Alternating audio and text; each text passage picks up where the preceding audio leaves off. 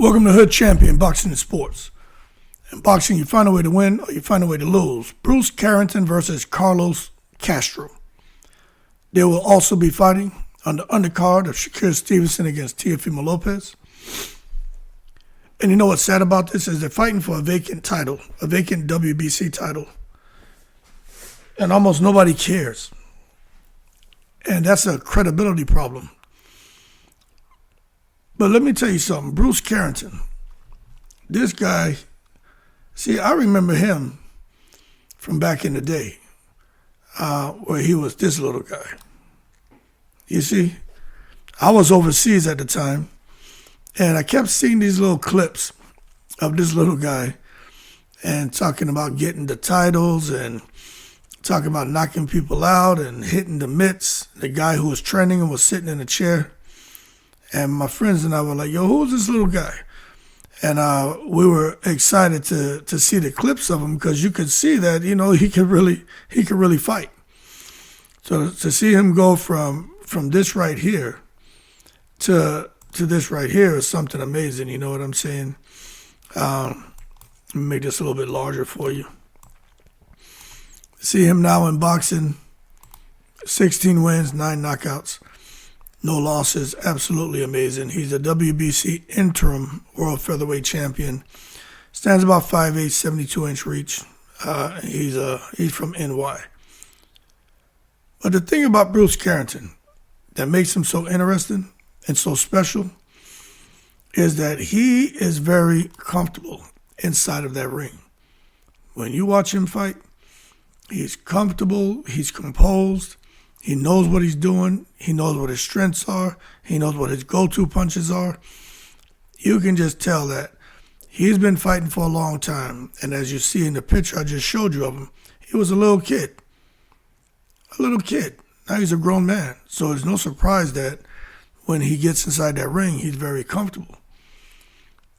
He's one of those fighters who quietly rises through divisions by combining consistent fundamentals with occasional pop. When he gets inside the ring, he's not trying to knock you out. He sets everything up. And the official record, which I just showed you, shows a man who understands distance, isn't afraid to engage, and rarely gives opponents easy rounds. There was a lot of talks about having Carrington face Naoya anyway. But we don't know if that fight will ever happen. But it's probably something that will probably happen 3-4 fights down the road if anyway decided he wanted to move up. And depending on what Bruce Carrington is still doing at that point. Now, Carrington has a lot of strengths. But the more noticeable are his adaptability and his stout chin. He can walk down fighters without overcommitting. And he has shown the ability to mix combinations that aren't fancy but are very effective. Now, Carlos Castro, by contrast, he enters the fight.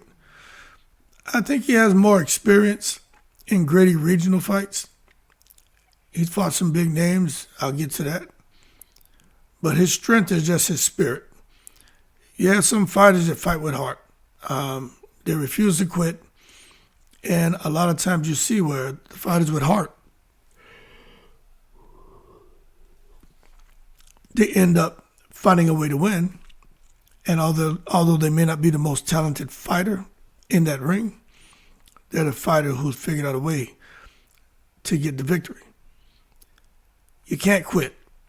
And that's what I think about when I sit here and talk about Carlos Castro. He has shown to be in very uncomfortable situations, but he won't quit. And this makes him popular with fans because he's always in the fight. You know, just when you think, uh-oh, here we go. He's hanging in there. But that same refusal to adjust is also his weakness. When superior skill overtake him, Castro tends to stay in range longer than advisable. And that's just something that we're going to have to see if he's been able to rectify when he gets in the ring with Bruce Carrington. Now, from a SWOT lens, strengths, weaknesses, opportunities, and threats, Carrington's opportunity is to showcase tactical boxing against an unrelenting opponent and prove he can control tempo without getting reckless. Castro's opportunity is to test Carrington's patience and force errors through sustained pressure. But by doing that, he could walk into something. Because Bruce Carrington is good. He's really, really good. He got long arms. I mean, he got the physique of a boxer. Like, he's someone who's built to be a boxer. Kind of reminds me of Terrence Crawford. Guys just those long, lanky arms and know how to use their natural advantages. But I will say this. The threat to Bruce Carrington could be his overconfidence. His overconfidence is what could get him in trouble. And the threat to Castro is getting outboxed cleanly, which can make him look one-dimensional. So more than likely, Carrington's fundamentals and strategic approach will win rounds consistently, eventually leading to a decision victory or a late stoppage, is what a lot of people believe. But we're going to have to see if Castro can make the necessary adjustments. But I'm going to say this. Sometimes you see fighters, when they get that opportunity to fight for a title, they show up and they show out.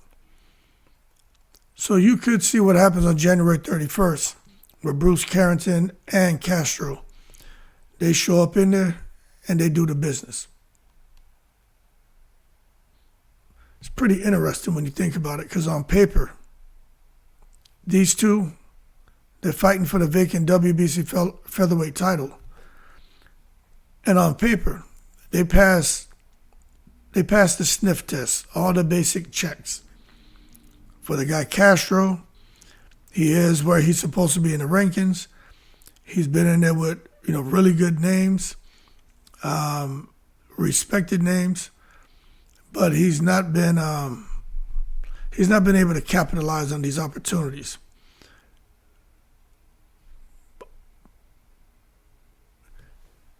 I was doing some research. I didn't know he fought Stephen Fulton. I didn't know he fought Brandon Figueroa. I didn't know he fought Louis Neary. And those three fighters they're at the top of the food chain, I'll put it to you that way. And those are the only three fighters that he lost to. So when you lose to fighters like that, that doesn't disqualify you from anything at all. I think it just highlights the level they're performing at and the level he's performing at. But the bottom line is he's at a level where he can get some good wins. But I don't know if he can, get in there and really compete with the elite. You know what I'm saying? He was just on a really long layoff as well. So I don't really know if the expectations for him to beat Bruce Carrington are high. If Bruce Carrington loses this fight, more people feel that it's because of something Carrington did not do. But I'll say this. Carrington can't afford to make mistakes and come in there and look like a prospect. Carrington's got to come in there and look like a champion. Top Rank has, cautiously built Carrington into what he is right now. He's just taking the time with him, allowed him to learn how to fight as a pro boxer, to kind of, grow out of being, to have the amateur mindset. But I'm going to tell you this.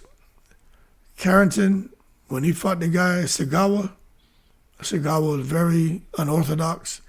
A lot of tricks up his sleeve, but he wasn't necessarily the best. But he did get a majority decision win over him. But we saw there that there were some things that showed that Carrington maybe isn't as polished as we'd like him to be. He struggled to control a few things. But he has superb talent. There's just some things to work on. And I think he's heading a step in the right direction. Because when he gets in there with this guy Castro, and he does the business, the next thing for that is fighting guys like Nick Ball. And we all know a guy like Nick Ball is not an easy fight. Guys like Espinoza are not easy fights. Those guys have intensity. Espinoza has size, pressure. Nick Ball brings pressure. Then you got Angelo Leo. It's just a lot of really stiff competition out there. But Bruce Carrington feels he's the best in the division. He wants to prove it. First step is getting through this guy Castro. But I'll say this, Carrington has the ability. He's a thinker. He moves well. But we just got to see what happens when that bell rings. Anyway, I'm looking forward to this fight. I've been watching Bruce Carrington since he's been a little bitty kid. To see him, doing so well as a pro, actually, makes me happy for him. And I think he just got engaged or something. So that's really married. Anyway, his life and everything seems to be going the right direction. Happy for the guy, but I'm really looking forward to see how he performs this on the 31st of January, see if he's able to become a champion. It's going to be outstanding. Y'all keep cool. Shout out to the veterans, all 7 continents. In the breeze.